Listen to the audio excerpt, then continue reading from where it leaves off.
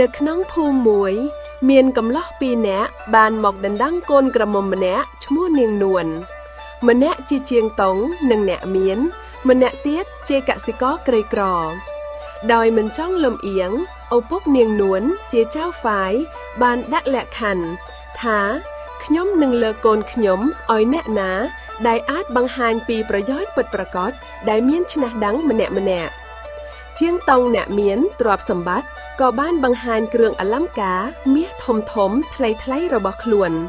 ទឹកមុខរបស់គេបង្ហាញពីភាពអួតអាងកសិករក៏បានបង្ហាញពីស្នាដៃរបស់ខ្លួន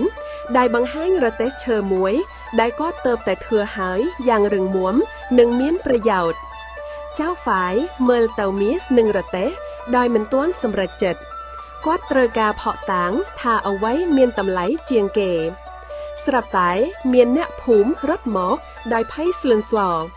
ថាមានស្ពានតូចមួយដែលនាំផ្លូវទៅកាន់ស្រែត្រូវបានបាក់ដោយសារទឹកចំនួនតូចមួយជាងតុងបោះចំហៀនថយក្រោយភ្លាមគាត់បដិសេធមិនជួយដោយខ្លាចសម្លៀកបំពាក់សូត្រថ្លៃរបស់គាត់ប្រឡាក់ភក់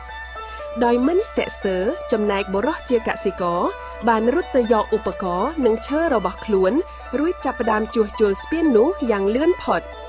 ចៅហ្វាយបានចង្អុលទៅកសិករដែលកំពុងធ្វើការដោយញើសជោគខ្លួនលោកបានថ្លែងថាទ្រព្យសម្បត្តិពិតគឺស្ថិតនៅលើចំណេះដឹងនិងប្រយោជន៍នាងនួនក៏សម្រេចចិត្តជ្រើសរើសកសិករដែលមានប្រាជ្ញានិងប្រយោជន៍